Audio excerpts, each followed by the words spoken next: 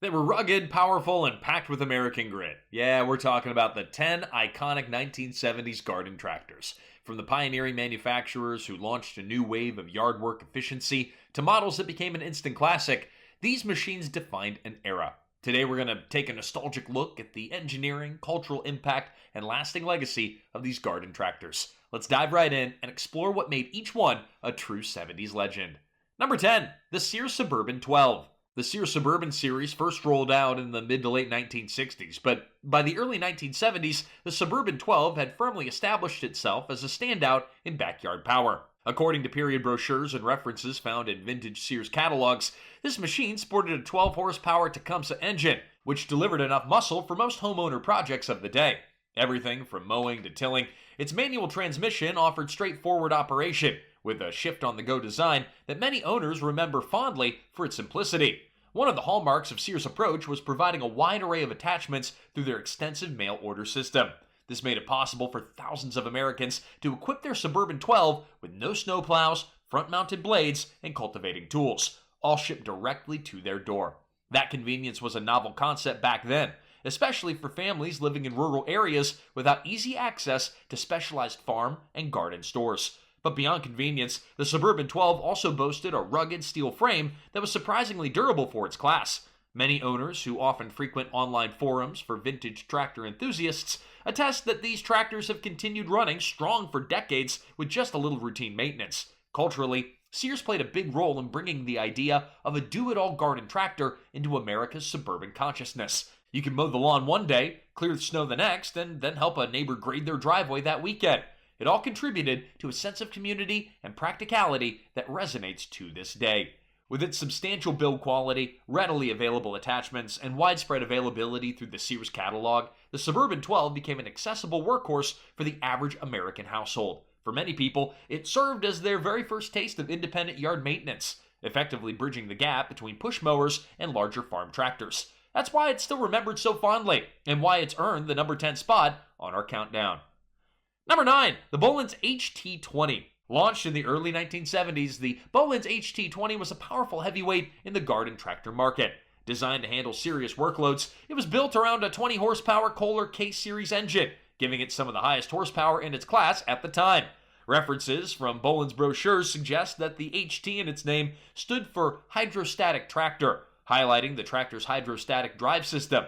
This technology delivered smooth, continuous power and easy speed variations, which was one of the biggest selling points for people that were looking to tackle everything from snow blowing to heavy tilling. For homeowners stepping into more serious land management in the 70s, the HT20 was almost overkill, but in a good way. Bolans wasn't shy about marketing this machine as a compact farm tractor, which meant that it was suitable for small-scale farming and landscaping tasks that typically garden tractors could barely manage. Users often attached implements like rototillers and front-end loaders, and the HT20 had a chassis strength to handle these without breaking a sweat. The cast-iron front axle and robust transmission were testaments to its built-to-last ethos. When discussing cultural impact, you can't ignore the role that Bolans played in shaping homeowner attitudes toward machinery. Before the HT series, most garden tractors lacked the torque or capacity to take on projects typically relegated to full-size tractors. The HT20 changed that perception. People now can maintain bigger plots of land without relying on professional landscapers or renting big, large farm equipment. That degree of self-sufficiency was a big deal in 1970s America, where many suburban and rural families sought ways to manage their properties more independently. The HT20's lasting reputation hinged on its durability. Many surviving examples today still run reliably, a testament to a time when tractors were built with thick steel frames and heavy-duty components. Indeed, enthusiasts who restore these machines talk about the satisfaction of seeing a classic HT20 rumble back to life, reminding them of an era when reliability was prized above all else. It was no wonder that it still commands respect among collectors and yard work veterans alike. Hey, before we move on to the next one on our list, I'd love to ask you a quick favor. If you're enjoying the content so far, and I hope you are, take a second and like this video and subscribe to our channel. Over 98% of you watch these videos and don't subscribe, but just think what we could accomplish if everyone subscribed. It costs you nothing, but it makes a big difference to us. Now, back to the show.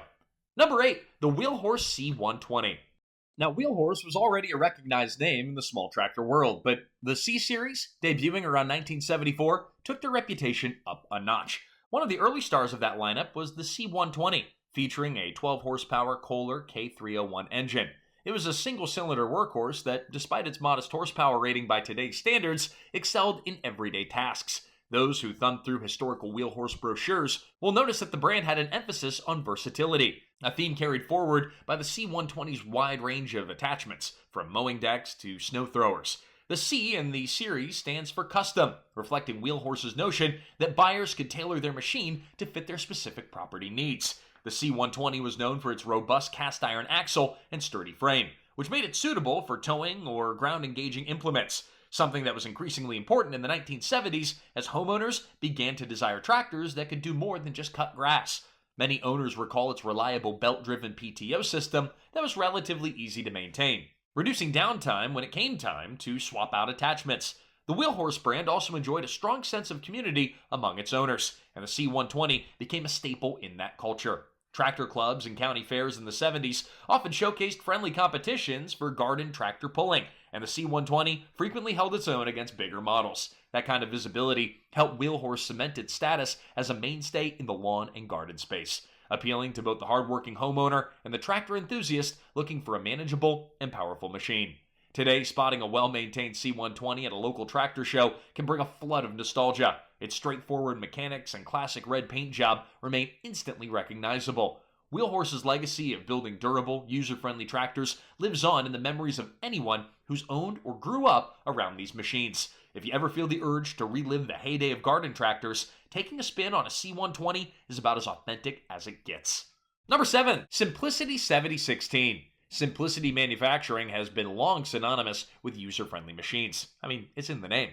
And the 7016 model, part of the 7000 series from the early to mid-70s, exemplified that exact ethos. Equipped with a 16 horsepower Briggs & Stratton or Tecumseh engine, depending on the exact submodel, the 7016 was known for delivering steady power in a compact, manageable package. Advertisements from the era often highlighted how the 7016's deck design produced a clean, even cut, making it a top choice for homeowners who took pride in a well-manicured lawn. Now, beyond the mowing, Simplicity prided itself on interchangeability of attachments. Tilling, snow removal, even ground engagement was feasible with the right implements. In fact, the 7016's belt-driven system allowed for a relatively easy switch-out between different accessories, a selling point for those less mechanically inclined. This machine offered a balance, substantial enough to handle moderate tasks, but not so large as to intimidate a typical suburban owner. That approachable design played a role in shaping how average Americans looked at lawn and garden care. From a cultural perspective, Simplicity was one of the brands that bridged the gap between professional turf equipment and consumer-grade tools. The 7016, with its straightforward controls, was an example of that philosophy in action. It invited people who may otherwise rely on a push mower or part-time yard service to invest in a tractor that could simplify multiple chores. This was no small thing in the 1970s, an era when the concept of do-it-yourself was starting to gain ground across home improvement and gardening. Reliability also stands out in the 7016 story. Many people who bought one new in the 70s attest that the tractor served them for decades with minimal issues. Spare parts were often easy to track down, and the simple mechanical design made basic repairs a breeze.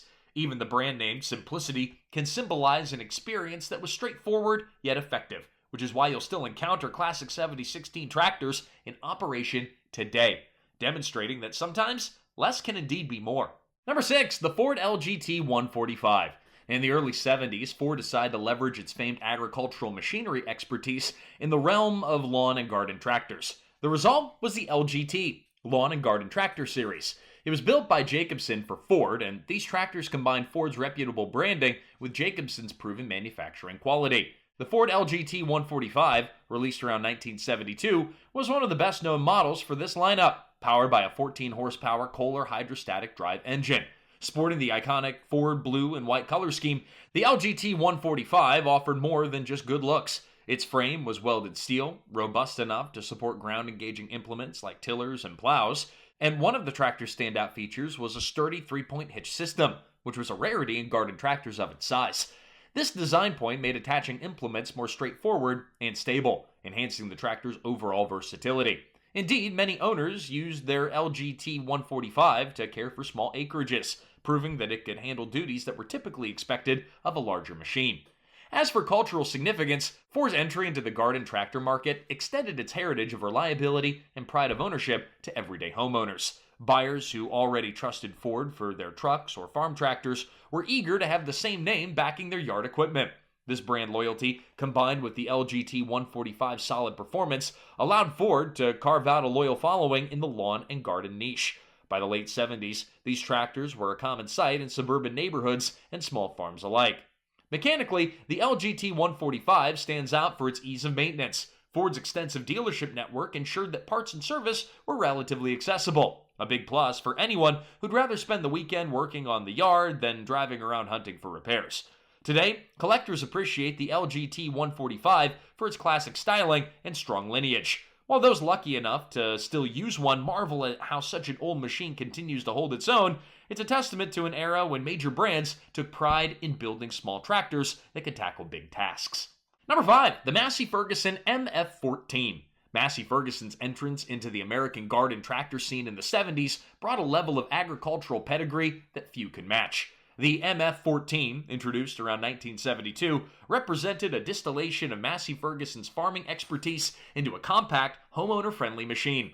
This tractor featured a 14-horsepower Kohler engine, known for its robust performance and longevity. A hydrostatic drive made operation remarkably smooth, allowing users to adjust speed on the fly without fumbling for gears. One of the defining characteristics of the MF14 was its unmistakable red and gray paint scheme, classic Massey Ferguson colors that evoked the brand's bigger field tractors. Owners often bought into the MF line precisely because it promised the same farm-grade reliability in a smaller package. And in many ways, the MF14 delivered. The frame was solid, the axles were heavy-duty, and the attachments, ranging from mower decks to snowblowers, were built to handle serious use. According to period advertisements, the MF14 was marketed with slogans that touted its farm-based engineering, and owners generally agree that the claim wasn't mere puffery. From a cultural standpoint, the MF14 played a part in making smaller-scale home farming and gardening more plausible. Families in rural and semi-rural areas could leverage this tractor for everything, from plowing small plots to clearing winter snow. The breadth of available implements made it a multi-purpose tool, matching that 70s trend toward more self-sufficient lifestyles. That was the decade when gardening, canning, and home-based agriculture experienced a renaissance, and Massey Ferguson was ready to support that shift with the MF14. Now, while Massey Ferguson isn't as commonly associated with lawn and garden tractors as some U.S. brands, the MF14 still earned a devoted following. Collectors who restore them often rave about the machine's ruggedness and reliability, factors that still carry weight today. Spotting a well-maintained MF14 at a local tractor show is a vivid reminder of how serious garden tractors used to be, especially when they carried the pedigree of a world-renowned agricultural manufacturer. If you're drawn to something with a foot in both the home and farm worlds, the MF14 is a prime example. Number 4, the CubCadet 149. The CubCadet brand holds a special place in American lawn and garden history, particularly as a part of the International Harvester family during the 1970s. Enter the CubCadet 149, produced around the early to mid-1970s, which quickly became a favorite among homeowners that were seeking both versatility and reliability. Powered by a 14-horsepower Kohler K321 engine, the 149 featured a hydrostatic transmission that allowed operators to adjust their speed without shifting gears. This was a big selling point for people who frequently changed tasks, like moving from mowing to towing a cart. What really set the 149 apart, though, was its balance of manageable size and heavy-duty construction. The tractor employed a cast-iron transmission housing and steel frame, lending to the sturdiness to handle ground-engaging implements. Attachments commonly included rototiller, snow throwers, and front blades, many of which were specifically designed for the CubCadet model. Now, according to IH Promotional Materials, the 149's hydrostatic system was one of the smoothest in the industry at the time, making it easier to operate for extended periods without fatigue. From a cultural angle, the CubCadet lineup solidified the notion that regular suburban homeowners could own small-scale farm equipment. International Harvester's pedigree, stretching back to big agricultural machines, gave the brand an aura of serious capability. This wasn't just a lawnmower, it was a mini tractor with some real heft behind it. In the 1970s, that distinction was a point of pride. People who purchased a 149 felt like they had a piece of genuine farm machinery, just scaled down for their yard. Longevity, that's another highlight. You can still find CubCadet 149s running in backyards across the US. Forums and social media groups dedicated to vintage CubCadet restoration are filled with stories of these tractors roaring back to life after decades of storage. Parts remain relatively accessible, and the machine's simpler mechanics allow for home repairs and upgrades. Ultimately, it's not even really just a relic of the past. It's a testament to an era when companies built tractors to last a lifetime. And homeowners, they reap the benefits of that dependable design.